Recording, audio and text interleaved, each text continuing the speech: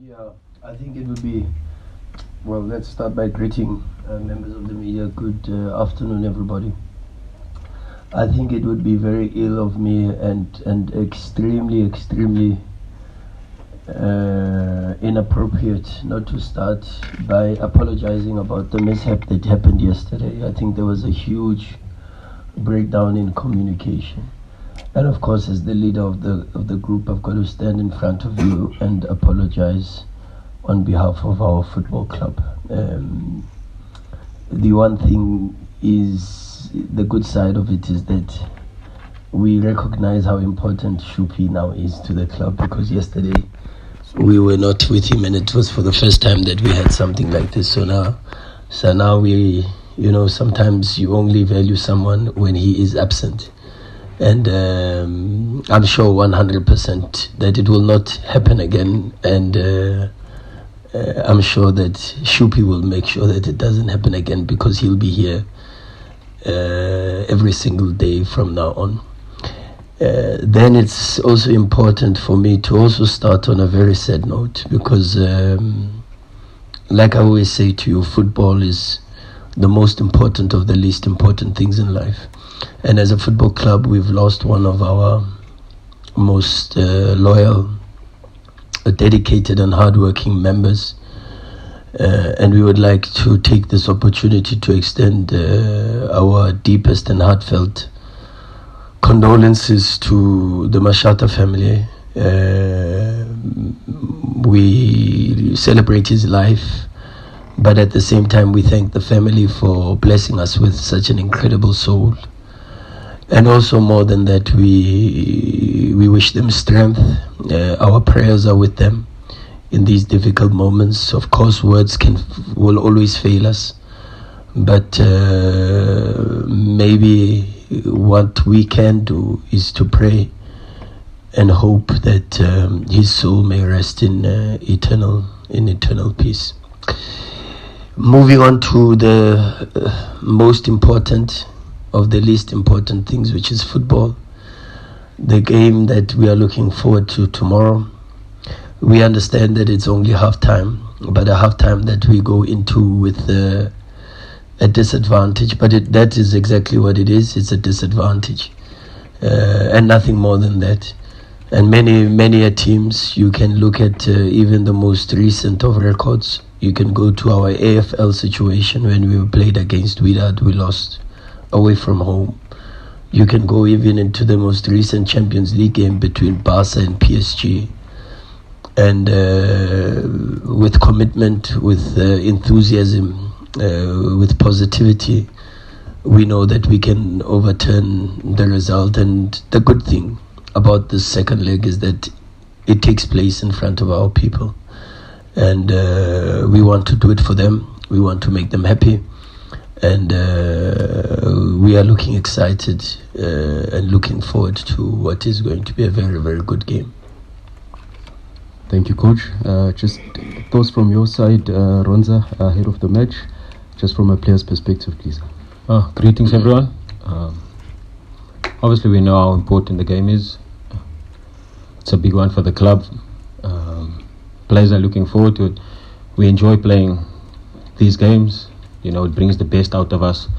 As you even saw last week, going away to Tunisia and giving the performance that we did away from home, speaks volumes of what we are building at the club.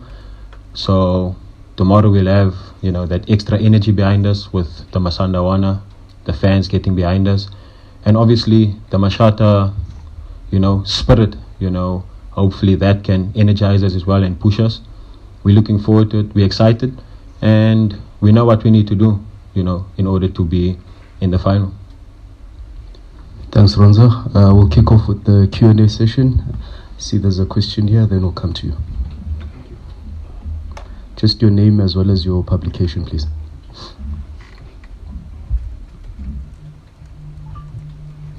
Thank you, T. Good day, Coach. Good day, Ronwen.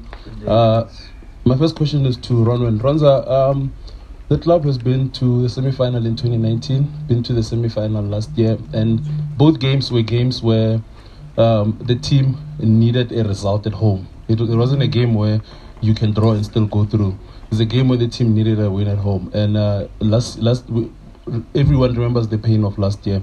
What is it that the players, where do you guys draw from to say let last year's loss be a lesson, and so that you can make it through this time around? And my question to the coach is, coach, more often this season, the team found a second and a third gear in the second half. There's games where the team didn't look good in the first half, but looked very good in the second half. You just mentioned now that this game is being treated as second half. You're taking it as if you lost the first half, and this is the second half. It's almost similar to Ronwen. Where do you draw that strength and energy to say, gents, the same way we've done in some games in the second half, let's do that now, starting from 0 minute up until the last minute? That's a good question. But I'll let Ronwen answer. Obviously, we draw inspiration from the AFL final, where we went away. We lost away from home. But in that game, it was a bit different because we had an away goal. So now it's a bit different. But then again, you draw inspiration from the Champions League that you watch now, Real Madrid, Man City, Barcelona, PSG. Just go out there and play the game, win the game. That's the important thing. There's two important things for us going into tomorrow, is not to concede. And I don't think we concede a lot of goals at home. AFL, I think we had 5 out of 6 games clean sheet. In the league now as well, I don't think we conceded at home. In the Champions League. So tomorrow, that's the most important thing. It's not to concede. And knowing us, knowing our team, we score at Loftus. So that's the most important thing, and that's the energy that we lean towards, knowing that we don't concede too many goals at home, and that we got goals in front of our own fans. Yeah, it's a very good question. It's actually been one of my criticisms of late in our debriefs, where I get the feeling, and I said this to the players, that sometimes I get the feeling that they wait for me to help them solve problems. And Ronwen is probably one of the most important in that regard, because I communicate a lot with Ronwen. When he's on the pitch, at any moment when he gets an opportunity to sprint towards me and inform me of what's happening, and some of the things I don't even see. Him and Marcelo Allende are probably the two that are an extension of the coach, and they have such incredible tactical insight in relation to how we want to play, the schemes we want to adopt, both in and out of possession. But I'd like to see them taking a little bit more responsibility to solve the problems while they face the problems, and not wait for half time and not wait for the corrections, to be able to say, you could have done this, you could have done that, because then sometimes it's a little bit too late. And the one thing I keep saying to them now is that these games that we are about to play from now until the end of the season, you will only value or understand how important it is to play from minute 0 to minute 96 after the game. That's the only time you will realize how important it was to be motivated to push yourself from minute 0 to minute 96 is only after the game. So you don't want to find yourself in a position where you are grumpy, you are sad, you are disappointed, you feel you've let yourself down, because that's the feeling you will get if you don't correct the mistakes there and then. And then when you have that feeling at the end of the match, it's a little bit too late. Thank you, Coach.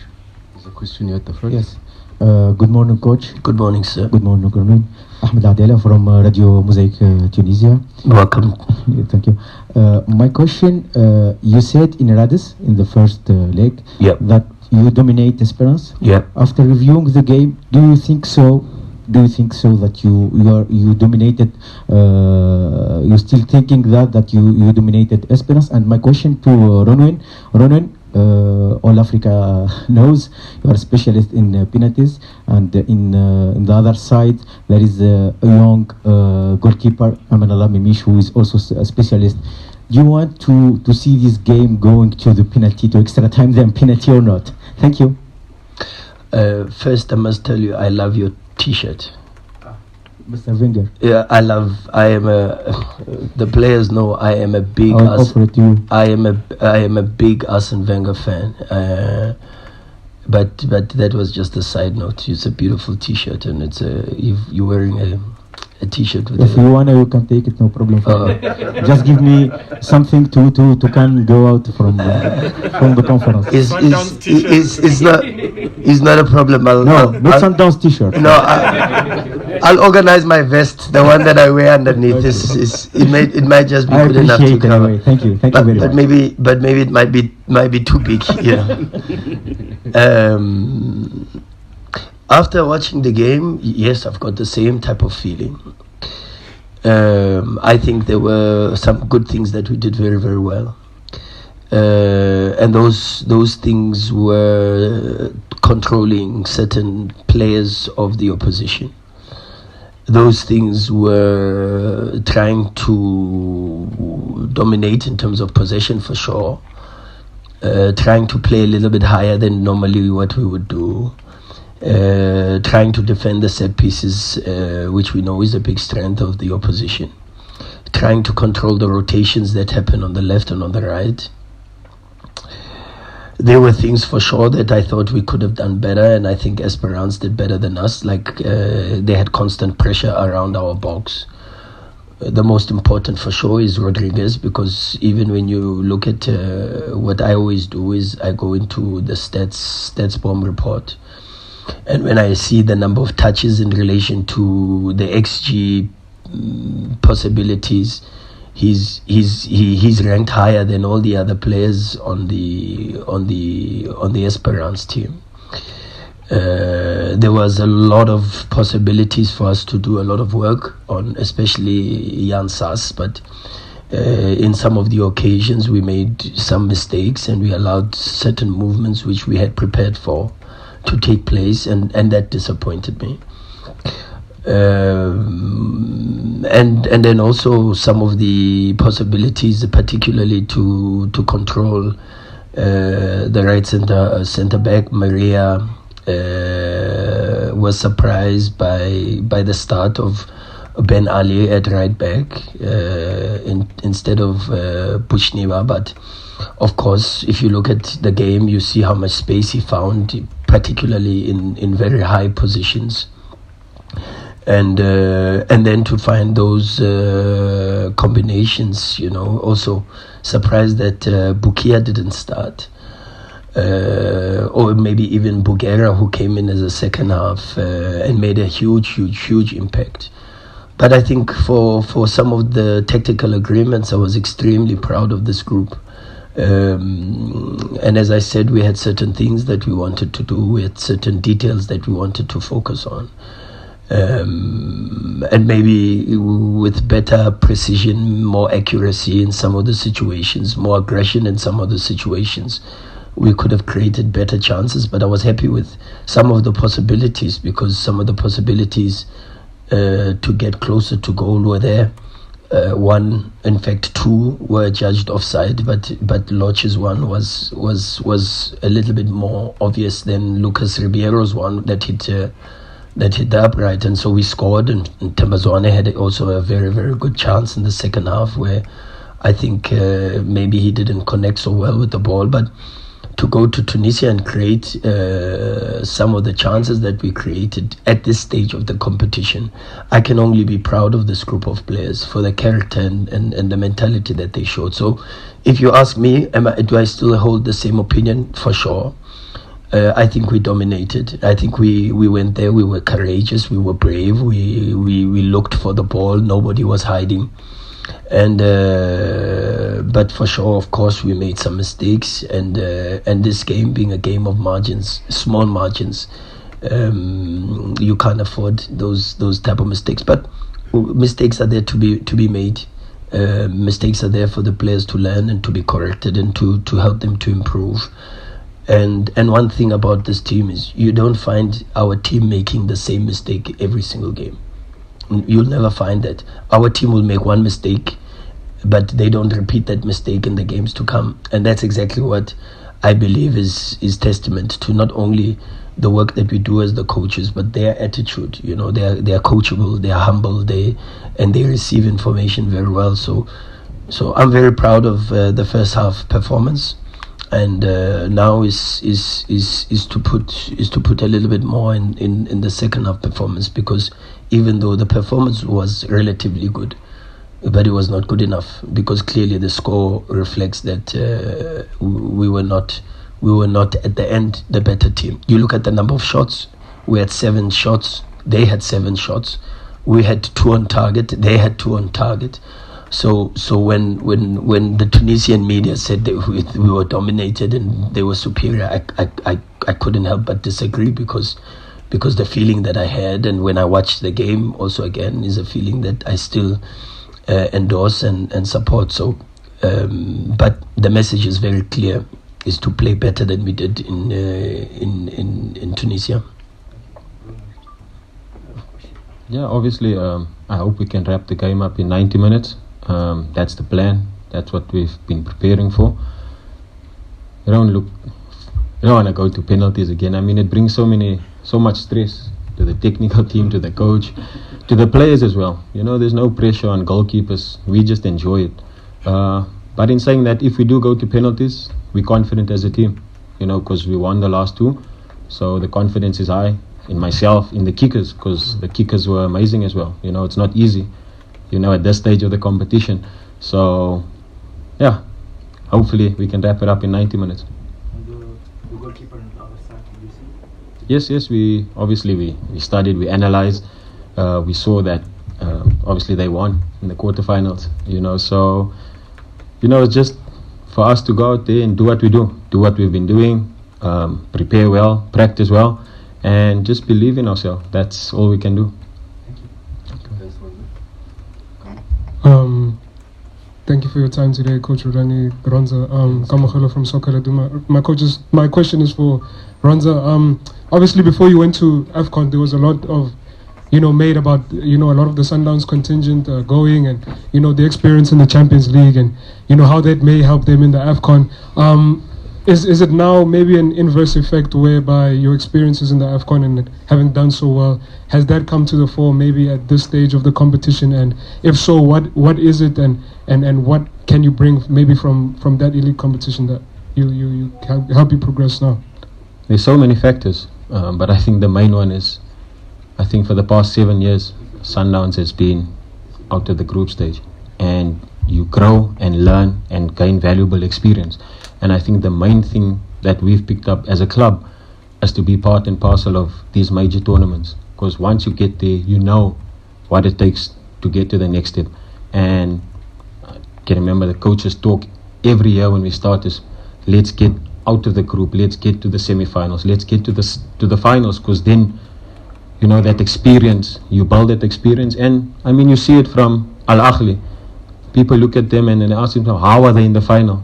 You look at Real Madrid, how are they in the final? But it's because of the experience and the history that they've got as a club, and we, as players, as a club, we want that as well. And this last, I think, 6 years, if I'm not mistaken, the club has been there, quarterfinals, semi-finals now, back-to-back, for the first time in a very long time. So it's valuable experience that we are gaining, that we gained at AFCON as well, playing at that level. So it's good for the players, because we had so many players there as well, representing the country, representing the team as well. So it's for us to obviously share our experiences. It's not only about us at AFCON, it's the club, being in the semi-final once again, being in the final AFL, Nedbank final, MTN8 final. You learn from all these experiences. Playing finals and playing a normal game is different. There's a lot of experiences that one gets, and the feel. And that's why you see Real Madrid there, you see Al Ahly there, just because of the history and the experience. So we need to use that, and that's why Espérance is here again, because that's where they were the last few years. For the past 4 or 5 years, they've been in the semi-finals. So it's something that we need to fight, and it's something that we've been doing very well now the last 2 years, that we went to AFCON semi-final, AFL final, semi-final last year, semi-final again. So we need to just take that extra step now and go all the way to the final and be consistent.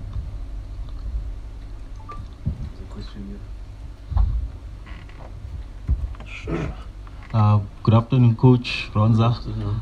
Coach, from your perspective, based on what Ronza said earlier about the importance of not conceding a goal at home, because at one of the recent presses, you said one of the lessons that you learned from this competition is the importance of the away goals rule. So, based on what Ronza said, how important will it be that the team gets the message that they can't concede at home? Thank you. It's a difficult one to answer, and I'll tell you why. Because again, sometimes I just have to expose, which I don't like to do, because I talk a lot with the players, and communication is so important at the moment because there's no time to train. We're not on the pitch. If we're on the pitch, we're on 10, 12 minutes. I can't talk on the pitch because then I keep them on the legs, and that brings fatigue itself. So I have video sessions. I have even my talks that I have to give, because there's a certain personality, there's a certain mentality that I'd like to breed within the group. And one of the things that I said to the players was that the automatic response of a human being is safety. It's auto. If you, no matter how much you love dogs, I made that example. I said no matter how much I love dogs, but if I see a Rottweiler, my first instinct is run. No matter how much I love dogs, I say, oh, what a beautiful dog. But it's the moment I see that it's not go and caress the dog, and it's run. So normally, and that's even with footballers. The first instinct when you get into situations where you are playing games of consequence and you are getting closer to winning competitions, the mentality, whether it is a controlled mentality or not, the reaction of the body and the mind is to say, let's not lose it. And that's where sometimes where the problem is you approach the game with a mentality of let's not lose it, yet you forget that you got to where you got because your mentality was let's go and win it. And we are sitting in a position where we are in a spot where we already are getting closer and closer, and we are in situations where we are playing games of consequence. And I can understand how conservative they are with their mentality, and maybe it even speaks to their performance, because a lot of our performances are about let's not lose the game. But every single time I'm encouraging them, go for it. You've gotten so far because you've gone for it, and the only way to cross the finish line is to go for it, and that really is my approach going into these next few games. Is, guys, take the handbrake down, play with very little fear. If you lose, okay, because football is about win, lose or draw. Now if we are afraid to lose, what are we saying to people who have lost their lives? What are we saying to the people who now you've got a family member who's passed on? And what am I saying to the people that are bereaved? Is that now, it's the end of the world? No. We lose cars, we lose dogs, we lose pets, we lose friends. But it doesn't mean it's the end of the world. So we have a responsibility through sport, and even in the eventuality of a result that we do not want. And for sure, I used a line the other day that Arsene Wenger actually used. He said, it cannot be the line of confrontation. Understanding that you can lose a football match is there, but it cannot be the line of confrontation. That's not your starting point. Your starting point is go for the win. But okay, if you lose, it's part of football, it's part of the game.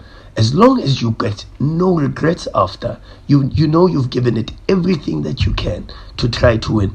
And knowing this team and knowing the quality that they have, when they set themselves up to say, we are just going for it. We're going to show, and we're going to show our quality. We're going to show that we are better. knowing this team, and I have seen it. Unfortunately, I speak to you guys, and maybe you guys have not seen it, but I have seen it. And where I saw it at its ultimate was in pre-season in the Netherlands. I've seen it. And I consistently say to them, you've shown it to me. Can you not show it to me again? And that's the pressure I put on them, is show it to me again. And because when you show it to me, you then show it to the world, because that level of performance is so good that it needs and it deserves the eyes and the appreciation of not only South Africa and the continent, but the rest of the world. And that is my challenge and my speak all the time to this group. Thank you, Coach. Thank you, sir. Disetso? Oh, sorry.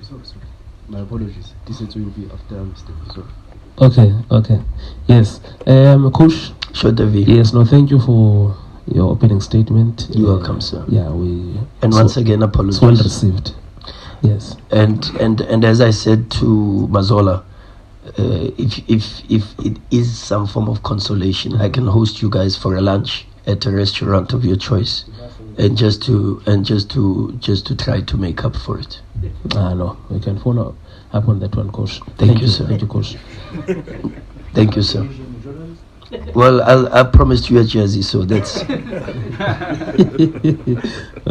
Thank you very much. Yeah, Coach, I just want to look at last year's semi-final against Wydad. Yeah.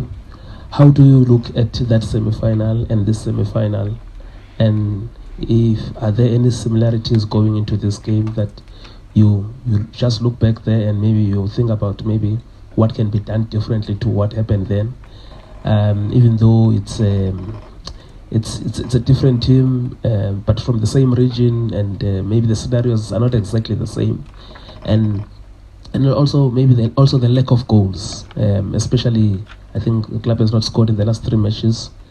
But we scored. Oh, you mean in the Champions League? In the Champions League. Oh, yes. It's not scored in the last 3 games in the Champions League. What would be the difficulties around this? Because people always wants to make a comparison with what happened in the AFL. But maybe it was early in the season in the AFL, and now the dynamics are different with the Champions League. And maybe how does this influence your approach to tomorrow's game? Yeah, the question is a lot more simpler than the answer. The answer is a little bit more complex, and I don't want to talk about it here because I may as well give the transcript to the Tunisian journalists and the opposition coaches. I am aware of exactly everything that you say. The group is aware of exactly everything that you say. There is work that we are doing every single day to try to overcome that. A major part of this is that we don't spend too much time on the pitch together and attack. The number one requirement for attack is chemistry, automatisms, telepathy, and then you add the principles of attack. One being creativity, the other being support, the other being width, the other being mobility, the other being depth. Now, all these things are interrelated, because how we play is your position is not just your position because you want to take that position. Your position is in relation to your teammate, and then it is in relation to what movements does the opponent make. And because what movement the opponent makes influences what space is then created, that then says, where do we then move the ball? The ball is not the first consideration. And my position is not the first consideration. The first consideration is, where am I in relation to my teammate, and then in relation to the opponent. And for that to happen with seamlessness needs time on the pitch. And time on the pitch is twice. Is training time. I don't have time on the pitch to do build-up schemes and attacking schemes and these things and movements and counter movements and second movements and all this is very difficult. People say, yeah, but I cannot do it. It's not possible. And then time on the pitch also means it's players that have to be on the pitch. Now let's take Tebogo Mokwena for an example. Tebogo Mokwena has already played 43, 44 games already this season. Now at any point, that muscular pain that he experienced against Morocco Swallows was going to come it was just around the corner. It could have been a training, it could have been in the next game or the game after, but it's because of the load. Now if I am not conscious of that, and I think, how many games has Ronwen played? How many games is that? And I don't, like the last game, if it's easy for me to say, Ronwen is chasing a clean sheet record for the second time in a row. He needs the games to be able to catch up and break his own record. But that now becomes a secondary. It's Lucas Ribeiro. He's chasing the top goal scorer award. The less minutes he gets in league games is the less chances he has on scoring goals and winning that award. But those objectives, and as important as they are for their careers and for their legacies and for the history of themselves in their careers, those objectives become secondary because now you've got to look at other things. And the other things are, how do you maintain the freshness of the players? And the only way to do that is less time on the pitch, more video, more recovery, more massages, more water, more rest. This is the only way I know. And that, of course, is going to influence, unfortunately, the progress at which we are improving as a team, particularly offensively. Because as a team, defensively, we're probably one of the best on the continent. And the numbers speak for themselves. But that's also got to do because of general organization that you can easily work on without spending a lot of time on the pitch. It's about discipline, it's about organization, it's about that. But there's a little bit more detail in your offensive schemes. And that I don't want to give too much information on where we're lacking, what are we doing. One of the biggest things was just to answer your question. That is exactly the feeling that I have too. Coach, we'll take the last round of questions. If we can just keep it at one question, colleague, just for the sake of time. Thank you very much. Disetso Malepa from City Press. Thanks, Disetso. Coach, for a Sundowns supporter, they would want to see their club at the FIFA Club World Cup. For sure. And, one of the things they know that is getting there is through winning the CAF Champions League. Sure. But of course, there are 3 or 4 other ways. If you can maybe take us through some of those ways from your understanding as to what Sundowns needs to do to be there. Yeah, well, I don't want to go too much into that because my focus is on winning tomorrow's game, and that's the most important. And like you said, I was so happy you started there. You said one of the ways is winning the Champions League, and that's the way we want to qualify for the Club World Cup. And I think if we focus only on that, we know there's other permutations. For sure there are.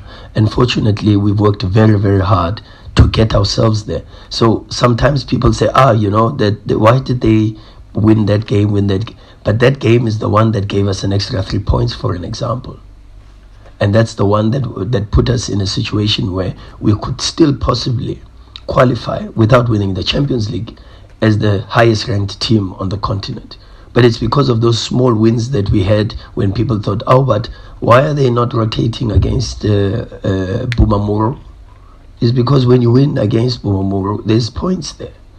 Why are they, they've already qualified in the last game against TP Mazembe. Why are they playing their strongest game and playing to win? It's because that win also gives you 3 points to be able to finish on top of the group, and then it adds to the number of points that you get for your rankings. So those small things that we pay attention to may not necessarily be visible to the eyes, but for me the focus, which is our focus, is we have to play tomorrow's game to win, and to win the Champions League so that we can qualify for the Club World Cup, because that's a goal that we want to also achieve, and it is an experience that we all want to be part of. Thank you, Coach. Coach, sorry. A question for Africa Foot United. Yeah. Your captain Mokwena was absent in Rades. Tomorrow it will be ready for the match. The captain is Tembazwana. Tembazwana is the captain. Oh, sorry. For Mokwena.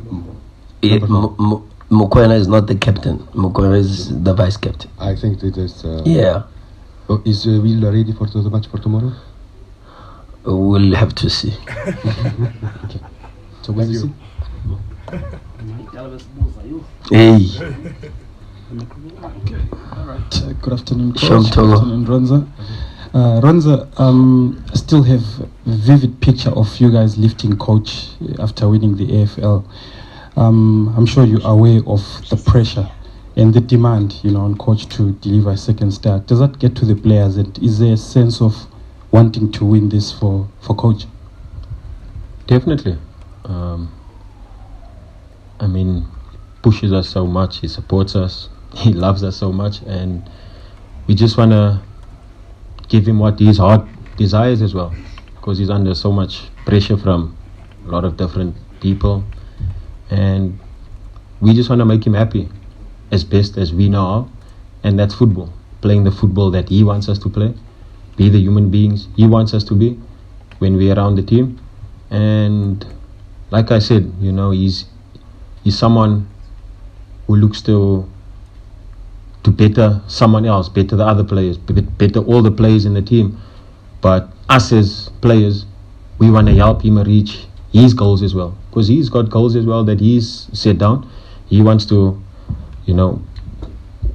get the star, AFL, and all the dreams that he's got. And us as a team, we appreciate him so much. So we want to obviously do it for him, do it for the Motsipe family, because it's a collective. We're all in on this. When the season starts, we all have we have the talk, and this is our objectives for the year. And it's not the coach's objectives or the Motsipe families. It's all of ours, and we all try and work towards that goal. And once maybe we don't get to that goal, we all feel the pain. We all hurt. It's not one. It's not the coach by himself. It's all of us. And we try by all means, to just have that family, that unity, that brotherhood that coach always speaks about. And that's the only way we can help, in good and in bad moments. When things are not going our way, we draw strength from each other. When things are going well, we celebrate together. It's so, we don't get time to spend with our families. So we are a family now, and you can see it, and we just enjoy working with the coach. We appreciate him, and hopefully, we can go all the way, not only for him, for everyone that's involved with the club. Jabulangiti from News 24. My question is for both coach and Ronza. Ronza, from a player's perspective, as someone who's probably carried among the most load, like Utebogo, and coach, as someone who not only invested in terms of this but also studied the sports science element of it, what do you guys make of this ballooning football calendar? The Club World Cup is more teams, AFCON more teams, same as the Club World Cup, which ultimately means more games. There's also the introduction of the AFL. And how do you find the balance in terms of performing at your optimum best at a club that demands you guys win every game that you're in, versus the fact that sometimes physically and even mentally you're not able to be at your optimal best because of just how heavy the load is?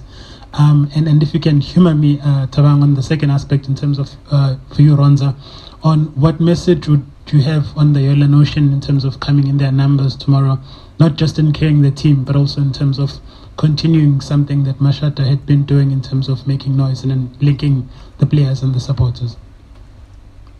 Yeah, I would urge you know, the Masandawana, South Africa as a whole, to get behind us. You know, not only the Yellow Nation. We need each and everyone.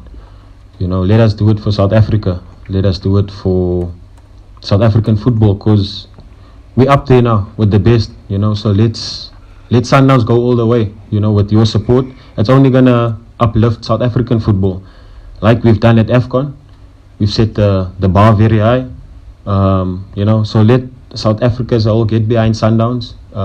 For one day, you know, if you can put your personal clubs aside, you know, just get behind the team, support us. We need you. We're not only doing it for ourselves, we're doing it for the next generations and the generations to come, you know, so that they can also have something to look forward to play, to be part of Champions League, to dream big. You know, when I came on the scene, you know, I only dreamt of winning the league, winning Nedbank. Now I'm dreaming of winning Champions League, AFL, AFCON even now, you know. So this is for the generations to come, you know, to have something, a bigger dream, you know, than what we've had over the last few years. So Sundowns, you know, is the pillar and the strength of that in the country at the moment. So I would just like to urge everyone to get behind the team, to support us, for the Masandawana, the Yellow Nation, to continue beating those drums from the first minute up until the last. As important as each minute is for us as players, each minute is important for them to sing, to make noise, to get behind us, to, you know, just that energy. We're going to need it tomorrow. From the first up until the 96th minute. If we go all the way to penalties again, make noise, boo them when it's their time to kick, you know, because that's what they do to us. You know, they make it hostile. So let us adopt to the way they do things as well, because it's tough. You think it's going easy. You think it's easy going to Tunisia, to Morocco, to Cairo to play. They make it so difficult for us, and it's a factor.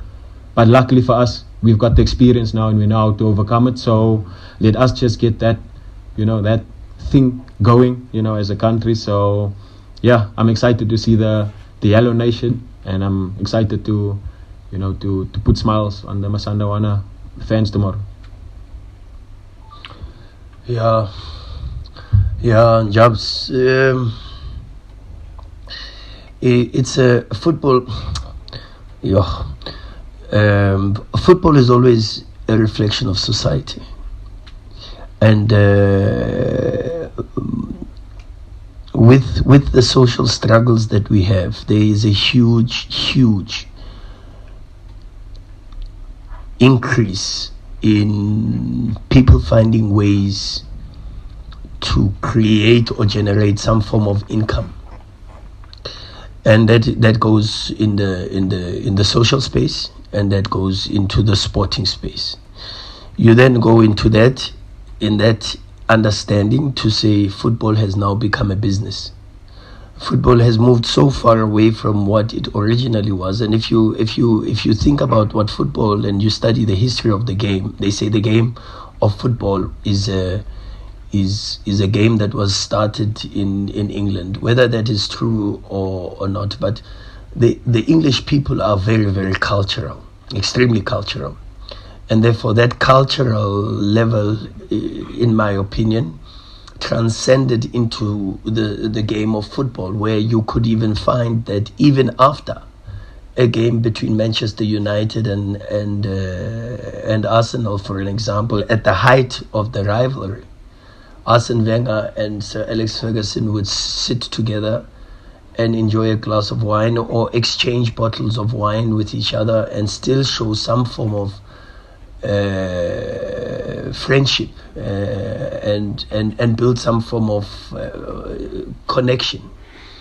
What has happened now, and even in the sense where you would still find teams hosting each other in the players' lounge, where after the game, regardless of the score, the players would sit together, maybe even share beers together. And these are things that, when I read the autobiographies of Sir Alex or Wenger, these are some of the things they speak about a lot as some of the aspects that contributed to still making the game as competitive as it was, but at the same time having some form of social interactions.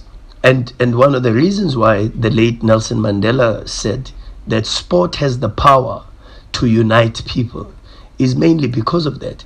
Is because now you've got a team like Mamelodi Sundowns, for an example, where we've got a Chilean, or where we've got a Brazilian, or where we've got, and then maybe if you go into the opposition team with Espérance, we play Espérance, and then the coach is Portuguese, and you get an opportunity to speak to him about his experiences in Portugal or his football, and now you formed some form of friendship, or maybe even if it's not at that level where you can call it friendship, but you formed some form of connection, understanding, and is a colleague that you've developed and you've met, and is a relationship that can be developed in the future. And it's the same for the players. Ronwen goes to the opposition goalkeeper and they exchange jerseys, they exchange numbers, they follow each other on social media, they start communicating. This is what football, from that cultural perspective, was, in my opinion, created for. Because at the end, football is a game. And like every other game, Ludo, a game of cards. Of course you play to win, but you play it with your friends. And regardless of who wins the game, the friendship still stays. But what has happened now is that the game has transcended into a business where there's money involved, and because there's money involved, there's a lot of possibilities for extra sponsors, and they need mileage, they need exposure, and because they need to get a return on investment. Part to that then goes into the people who support or who get involved in supporting the game, because you've now got a new means of generating income for society, which includes betting companies. Now, you find people who are artificially supporting the club, not because I support the club from my heart, but I support the club because my Betway slip is saying, if Sundowns wins, I make an extra couple of cents that is able to feed my family. I can put food on the table because I'm unemployed. I've got no other form of income. And the easiest way, if not going the other way, and you know what the other way is, and resorting to that, is for me to start now and saying, hey, let me go and put Sundowns win, what win. Now when Sundowns doesn't win, it's a problem. Because the guy now is saying, how am I going to feed my family? And rightfully so. So what has happened is, we've grown the game so much that I even think, and I was listening, I listened to coaches all over. I listened to Pep complaining about this. I listened to Klopp complaining about this. Do you know what I think will start happening? Is that representing your national team will become such a minor objective and something that is devalued, because that would be the only opportunity where even club owners are saying, I would rather have my player resting and not participating in 3, 4, 5, 6 extra games and being prepared to help my team to win, rather than representing. In the past, when you were a club owner, or maybe even as a player, you would enjoy going to play for the national team. But all of a sudden, if you look at the trend, releasing players for the national team now for club coaches has become a big topic, where even players go to the national team and then all of a sudden they say the guy is injured, and maybe the injury might not be as severe as and worthy of being pulled out of the national team, but it's how the coaches are going about dealing with this thing.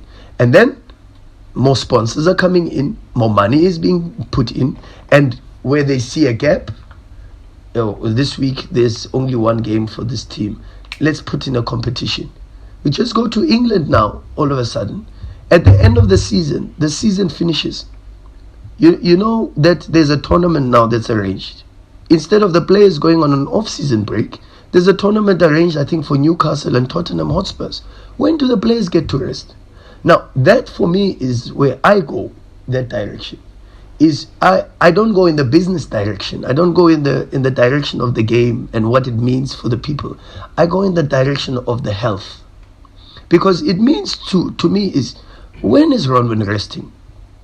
When is his body getting time to say, let me repair myself? Is difficult. And then on top of that is the mental health of the players. Is now you start to get exposed to cyberbullying, because now you've got people who are attacking Ronwen, who is doing the best that he can, but they're attacking Ronwen not necessarily because of his performance and because of the mistake, but because of the result that cost him an extra couple of rands on the betway slip. So now you see where we go.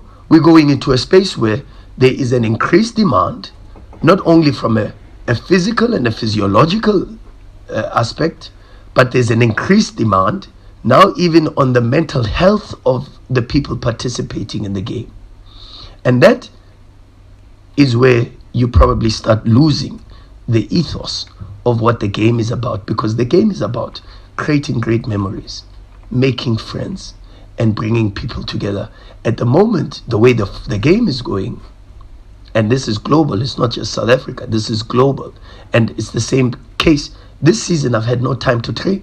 I can't train the team. I complain to them all the time. I want you on the pitch. I want to help you. I want to work on certain things. I don't have time to do that, because it's the most abnormal season I've ever seen as a coach. It's the hardest season for myself. And then when we don't play well, I'm the hardest person. They see it. I come. I'm distraught. And it's not even good for my mental health.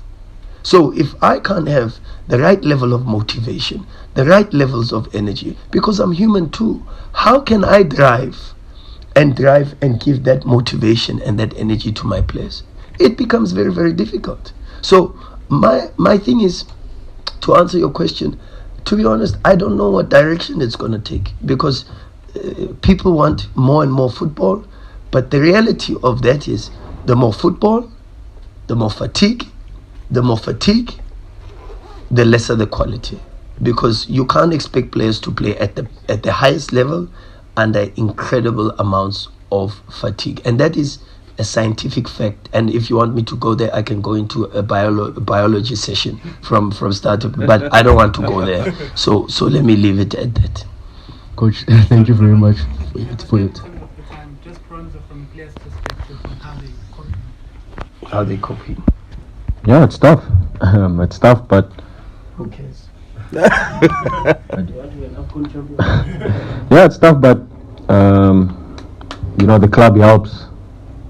They're extremely helpful. Like the coach has mentioned, less training. Sometimes it doesn't help us, as a team, because we want to train, we want to get better, we want to be perfectionists, but it's very difficult. But then we enjoy it as well. It's our job. Once you put the t-shirt on with this badge, with this star, you get that motivation to work again, to go, even though you're tired, even though you're hurt, you're injured, but you want to do it. But it's very difficult, and I don't know what's going to happen going forward, but us, at Mamelodi Sundowns, we are taken very good care of, with lots of rest, limited training, a lot of video sessions, and the recovery protocols that we've got. I mean, you guys saw, we landed 1 o'clock and we were training 1 a.m. in the morning. We had to do it, so that we could have more time to sleep after that, knowing that we killed two birds with one stone. We done our recovery and we get to sleep more. And then when we woke up, we had to come to camp again, because we had to prepare for a game, an important game, and a game that we had to win. So we had to show up again, and train in the morning. And train in the morning, so that's the mentality that we've got at the club. Who cares how we feel? We need to show up, we need to do it, and we enjoy it now. It's part and parcel of our everyday lives now, so we just need to wake up, get on with the show, win the game, and move on to the next one. Lawrence, do you care how we feel? Who cares, guys? Thank you very much, Coach.